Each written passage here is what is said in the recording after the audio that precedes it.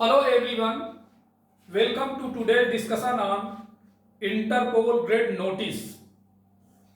आप सभी जो है कुछ दिन के पहले अखबार न्यूज़पेपर के हेडलाइन था कि इंटरपोल द्वारा रेड नोटिस जारी किया गया है। किसको जारी किया गया है, क्यों जारी किया गया है? Now firstly you know what is a red notice or what is the meaning of red notice? A red notice is an international alert for a wanted person, but it is not an arrest warrant. Means red notice किसी wanted व्यक्ति के लिए एक अंतर्राष्ट्रीय alert है, लेकिन ये गिरफ्तारी मीन्स अरेस्ट वारंट नहीं है। जैसा कि आप सब जानते हैं कि अभी हमारे पड़ोसी देश बांग्लादेश में कुछ समय पहले ही तख्ता पलट जैसी घटनाएं घटित हुई हैं। मतलब सोचिए कि वहां की प्रधानमंत्री शेख हसीना जी को जो है निर्वासित वहां से भागना पड़ा, मजबूर होना पड़ा और भारत में वो शरण लिए हुए हैं। तो उसी के लिए जो है वहां की जो वर्तमान में जो अंतरिम सरकार के मुखिया के रूप में कार्यरत हैं, उन्होंने इंटरपोल से कह करके नोटिस जारी कराई। तो ये क्या डिटेल में है, क्या इश्यू है? Now let us know what is the issue. Bangladesh अंतरिम government has said it will seek Interpol's help in repatriating deposed prime minister Sheikh Hasina from India.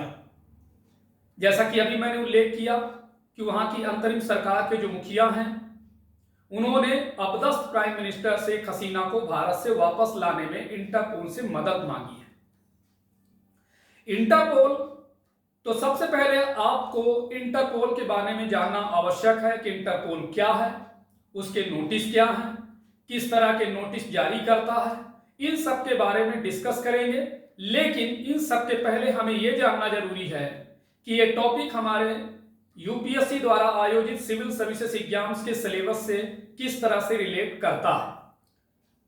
तो ये देखिए, this topics relate international organisation, means general studies paper 2 से belong होता है। And this is a very important topic for preliminary and mains both exams for UPSC and state PCS exams both. Additionally knowing about Interpol and its notices is crucial for civil services aspirants to understand international cooperation in law enforcement. Now, why in the news? Bangladesh interim government on November 10 said it will seek Interpol's assistance in repatriating deposed Prime Minister Sheikh Hasina from India and other fugitives to face trial to elite crimes against humanity। अर्थात वहां की अंतरिम सरकार ने 10 नवंबर को कहा कि अपदस्थ prime minister Sheikh हसीना और अन्य भगोड़ों को भारत से वापस लाने में इंटरपोल की सहायता मांगेगी, ताकि उन पर मानवता के खिलाफ कथित अपराधों के लिए मुकदमा चलाया जा सके। Now firstly understood Interpol words. What do you understand by Interpol? The official abbreviations Interpol's OIPC, which stands for Organization International de Police Criminelle, ICPO, which stands for International Criminal Police Organization. The official name is ICPO, means International Criminal Police Organization, जिसे हम interpole बोलते हैं short word में। The word Interpol is a contraction of international police and was chosen in 1946 as the telegraphic address. Next, in 1956, the International Criminal Police Commission changed its name to become the International Criminal Police Organization जिसे interpole कहा जाता है। मतलब आप समझिए कि सबसे पहले ये जो है ये टेलीग्राफ एड्रेस के रूप में इंटरनेशनल पुलिस के रूप में आया था। बाद में इसको मॉडिफिकेशन हुआ और इसका नाम हो गया इंटरनेशनल क्रिमिनल पुलिस ऑर्गेनाइजेशन, जिसका शॉर्ट वर्ड इंटरपोल बना। और then Interpol operates 24 hours a day 365 days a year. This is the important line. Next, Interpol's related official name. तो ICPO its official name, and ICPO का full form क्या है? International Criminal Police Organisation. बाद में जो है idea generate हुआ इन 1914 में at first international Criminal police Congress held at Monaco. Next formation of ICPC, International Criminal Police Commission in 1923. Then it's renamed as ICPO, International Criminal Police Organization in 1956. Initially 192 member countries of this organization. Its general secretariat situated in Lyon, France. Regional bureaus 7. At present members 196 in this organization. तो ये देखिए preliminary exams के लिए बहुत ही important है कि इसका कैसे विकास हुआ, कैसे बना, इसका नेम कब बना। आईसीपीओ यानी इंटरनेशनल क्रिमिनल पुलिस ऑर्गेनाइजेशन के रूप में 1956 में आया। प्रारंभिक रूप से इनिशियली जब ये हुआ उस समय 192 मेंबर्स थे। इसका जनरल सेक्रेटरीट का मुख्यालय लियोन फ्रांस में स्थित है। रीजनल ब्यूरो 7 है। वर्तमान में इसमें 196 मेंबर्स हैं।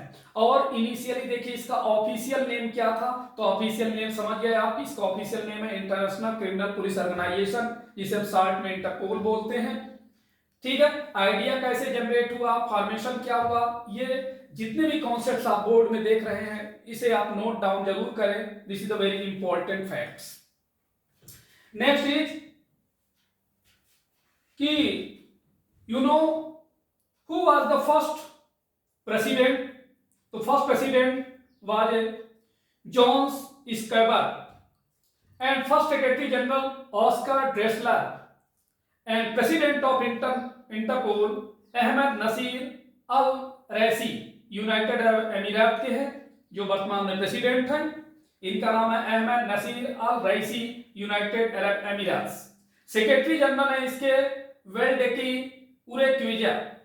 तो देखिए इस इंटरपोल ऑर्गेनाइजेशन का विजन क्या है? Connecting police for a safer world, इस mission preventing and fighting crime through enhanced cooperation and innovation on police and security matters. तो ये भी जो चीजें हैं इसे भी बोर्ड में आप अच्छे से देखें और नोट डाउन करें। This is the very important for your preliminary examination.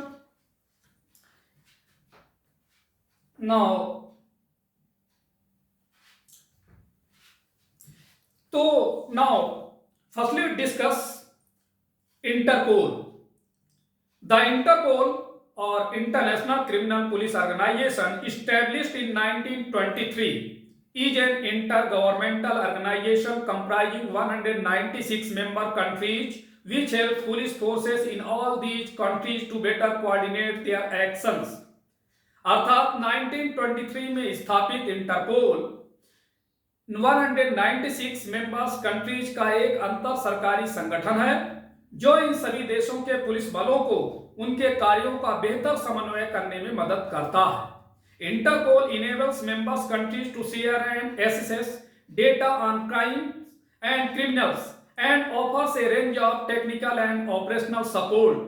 अर्थात इंटरपोल सदस्य देशों को अपराधों और अपराधियों पर डेटा साझा करने और उन तक पहुंच बनाने में सक्षम बनाता है तथा विभिन्न प्रकार की टेक्निकल एंड ऑपरेशनल सपोर्ट प्रदान करता है। The general secretariat coordinates the Interpol's day to day activities. It is run by a secretary general, currently Valdecy and उर्किजा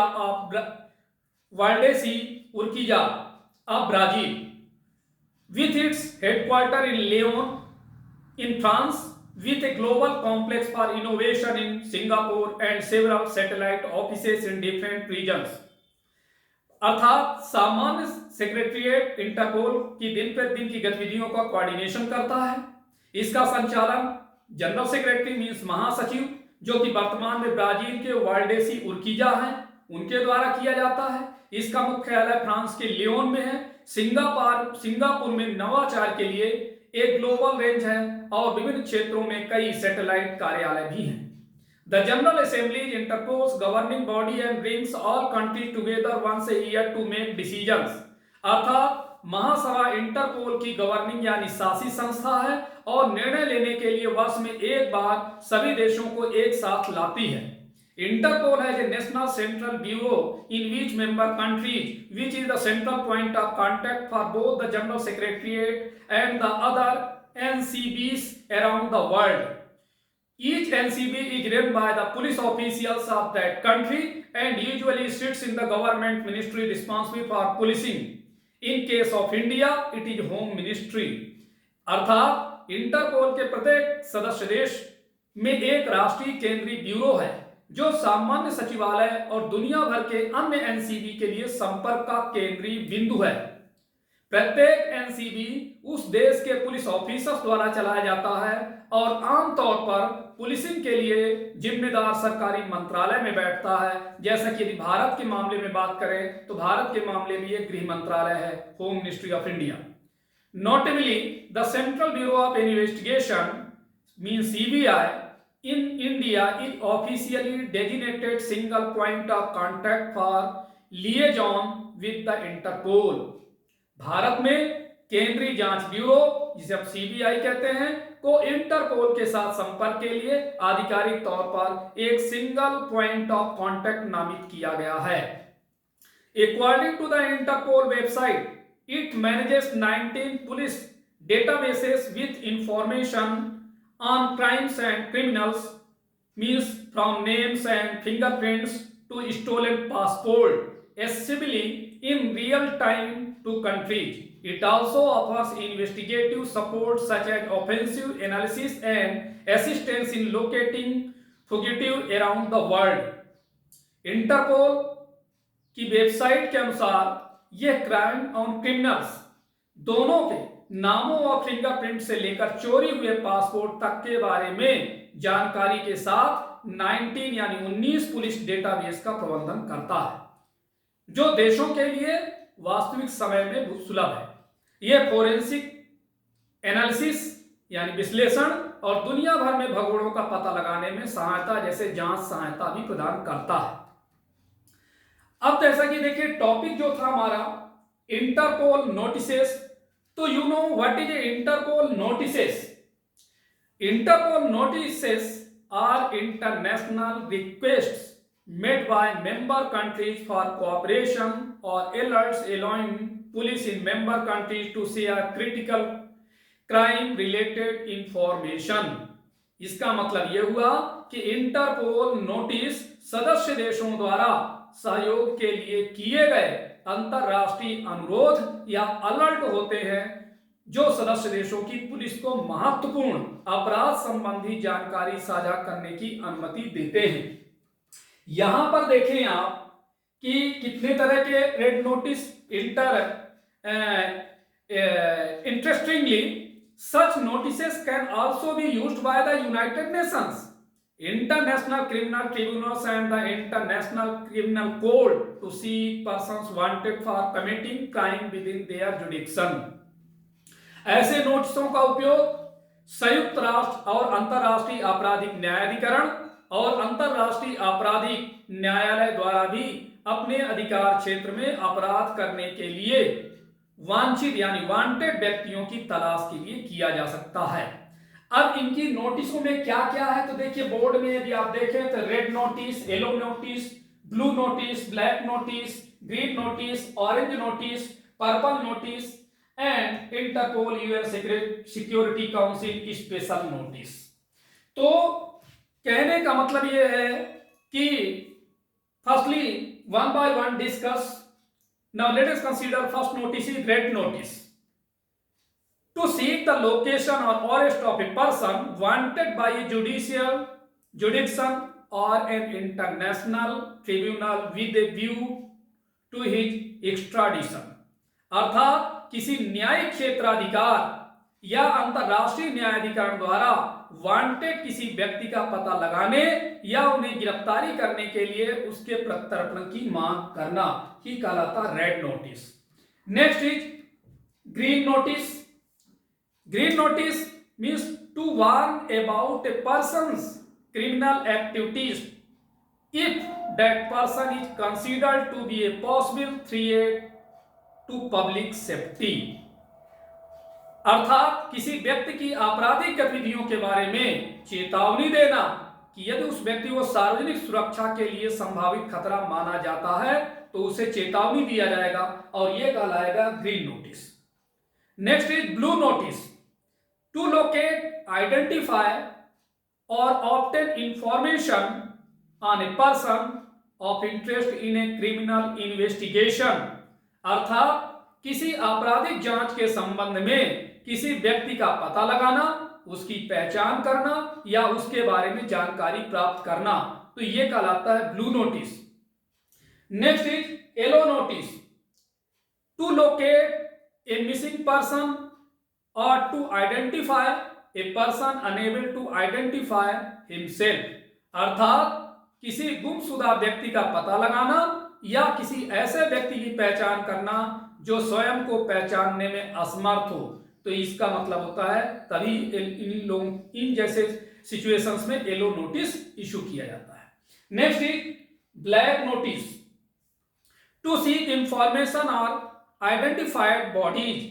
अज्ञात शवों के बारे में जानकारी प्राप्त करना, जैसे कोई शव को गायब कर दिया गया है उसकी जानकारी प्राप्त करने के लिए ब्लैक नोटिस इशू किया जाता है। Next is orange notice. Orange notice to warn of an event, a person, an object और a process representing an immediate threat and danger to persons और प्रॉपर्टी। अर्थात किसी घटना, व्यक्ति, वस्तु या प्रक्रिया के बारे में चेतावनी देना जो किसी व्यक्ति या संपत्ति के लिए आसन्न खतरा या संकट दर्शाती हो। Next is purple. Purple notice to provide information on modus operandi, procedures, objects, devices और hiding places used by criminals.